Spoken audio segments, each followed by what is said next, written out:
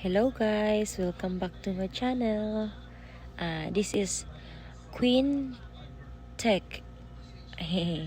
Magre-repair nga pala ako ulit ng LCD, which is Vivo Y01.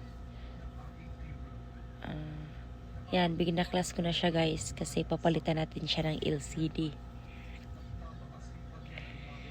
Yan, tinanggalan ko na siya ng mga screw, tapos tatanggalin natin yung LCD para malinisan siya. Pag matigas kasi yung sa LCD guys, pag matagal siya natin matanggal, gagamitan natin siya ng hot air para matunaw yung mga glue. Tapos bago natin kabit yung LCD, titesting muna natin para ma-sure natin kung okay yung LCD, good yung LCD na nakakabit natin. Low bat, kaya ayan, charge muna natin para matesting.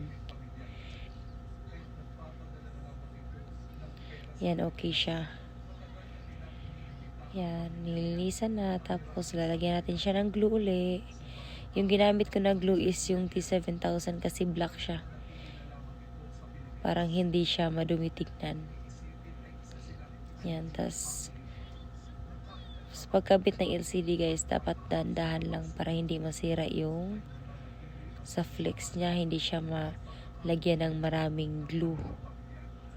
Yan, tas make sure natin guys na maayos ng pagkalapat yung sa LCD kasi minsan yung mga customer ayaw lang yung mga nakaangat kasi syempre pangit naman talaga tignan. Ayan guys, lagyan ko na uli ng screw, babalik ko na siya. Tapos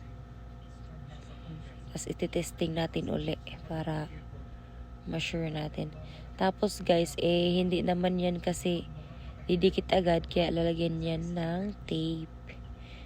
Ayan, sinarge ko muna para matesting. Ayan, bukas na siya. Ayan guys, yung finished product. Okay na yung LCD.